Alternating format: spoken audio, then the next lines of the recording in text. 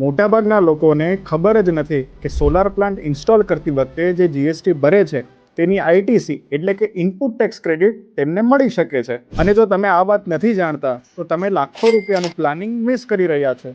ચાલો સિમ્પલ લેંગ્વેજમાં સમજીએ.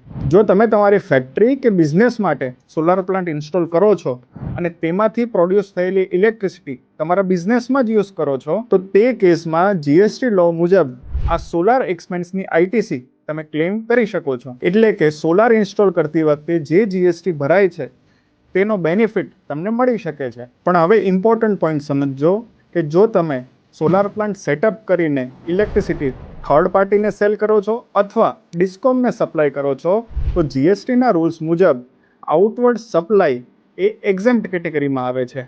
અને જો તમારી આઉટવર્ડ સપ્લાય એક્ઝેમ્પ્ટ હોય તો એના માટે તમે પરચેસ કરેલી આઈટીસીની ક્રેડિટ તમને મળવાપાત્ર નથી.